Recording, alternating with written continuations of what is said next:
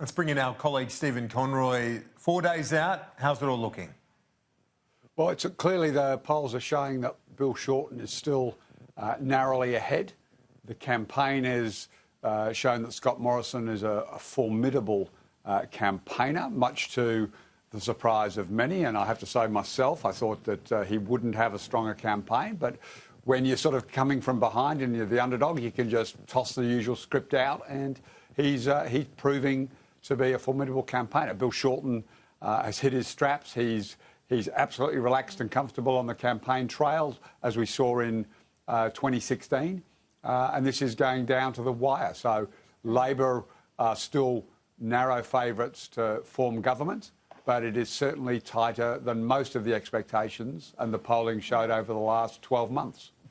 Stephen, two vulnerabilities for Labor, as I see it. I wonder if you agree with me. Jumping on this bipartisan move now from Sunday, this housing announcement. I mean, the coalition announcing this on Sunday, then Labor saying that they'd match it. There's no modelling. There's no idea about, how this will affect house prices.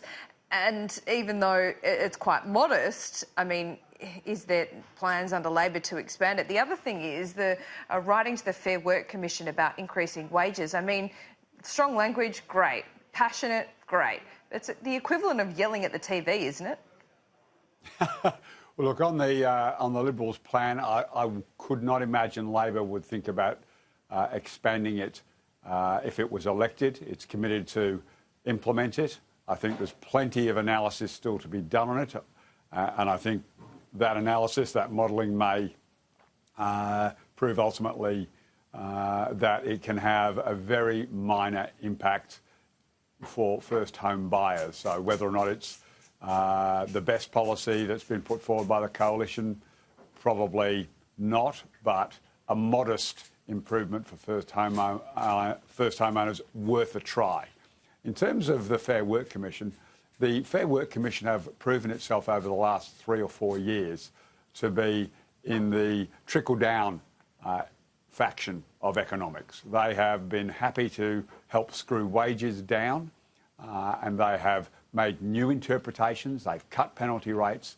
So I don't think that Bill Shorten sending a very strong message to them that if Labor were to be elected, that both the interpretations and the actual substance legislation is going to be changed.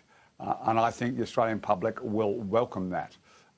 Matthias Cormann let the cat out of the bag a few weeks ago. He said, no, this is a design feature of the coalition government's wages policy. We want wages not to grow. Like, that was actually a government minister belling the cat. So Bill Shorten is sending a very strong message to the Commission that things are going to change. When you look at this final week, obviously, with so many undecided voters, it's going to be pivotal to grab their attention in the final few days of this campaign. Stephen Conroy, is it fair to say that, of the many questions that are yet to be answered, I guess one of them is how that very disparate voting mix in Queensland is going to end up in terms of preferences. The other element where you are is just how big the Victorian win will be for Labor, because that seems to me to decide whether you have a big win or whether it's a hung parliament potentially. I think that's a very fair analysis. At the moment, Queensland, if you looked at the breakout of the state figures in Newspoll today, you would see anything up to a 4 to 5% swing to Labor, which would suggest Labor could win 8 seats. There is neither of the parties are suggesting Labor is going to win 8 seats. It's hand-to-hand combat in a couple of seats. Labor are under threat in Herbert. So I think that poll, that statewide number, you can't assume, which means it will come down to Palmer preferences and Hanson preferences. Labor's vote is up in Queensland, no question about that. Is it up enough to win that swagger seats that are possible? At the moment, you couldn't say that. And the assumptions people are making about the Hanson preferences and the Palmer preferences are just that. They're assumptions. So certainly in Queensland, there's a lot of uncertainty around those key seats. In Victoria, no question, Labor are ahead.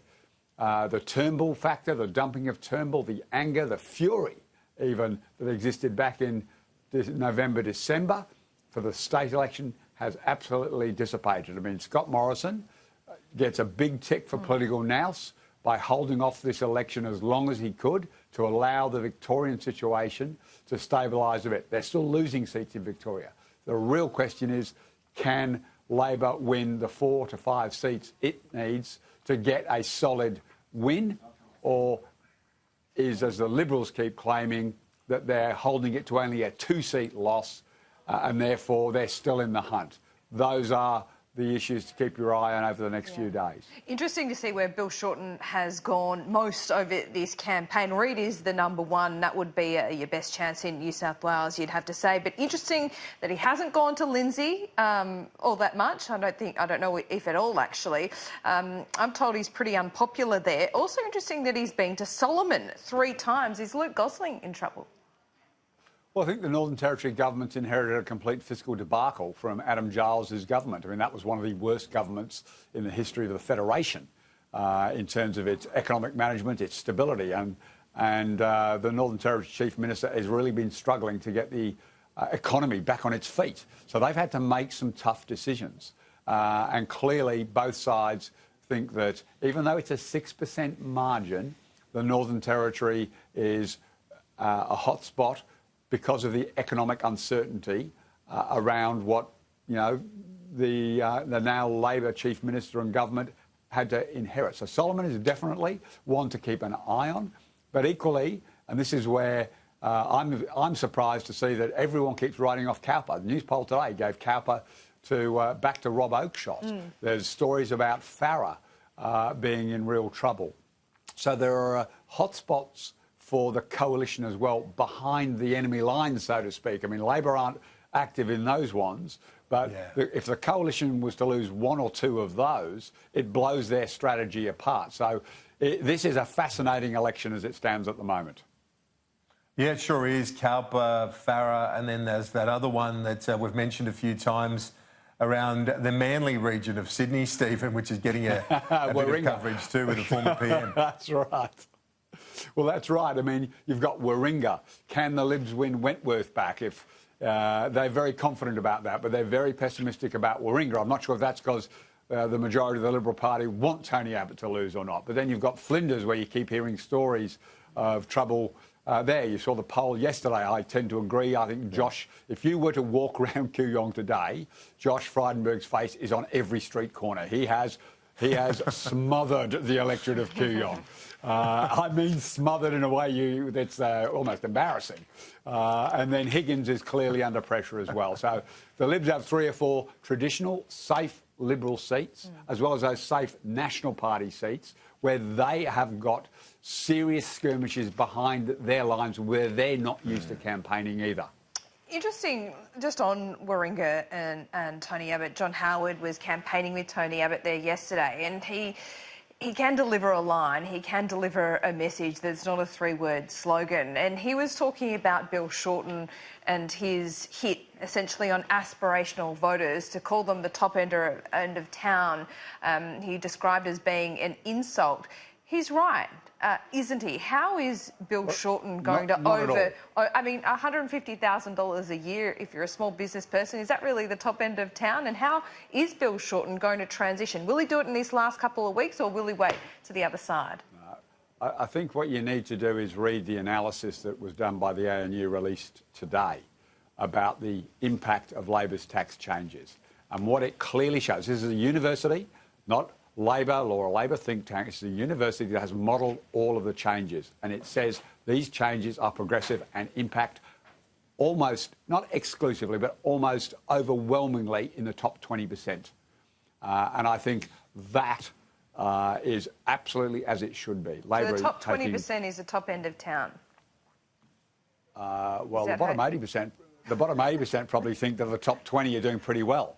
I think that from an argument of fairness and priorities, funding hospitals and education when wages aren't going up, people expect the government to do more for them. I mean, that's the real shift in the paradigm in the economic debate has been that because wage growth is flat and stagnant over the last 3, 4, 5 years, people now expect the government to do a little bit more in a bunch of areas like infrastructure, in education, in health, because people can't afford those extra costs. So because they're looking into the future of a Liberal government, seeing no wage rise in the offing at all, they're going, well, the government's going to have to do more to make sure my standard of living doesn't fall.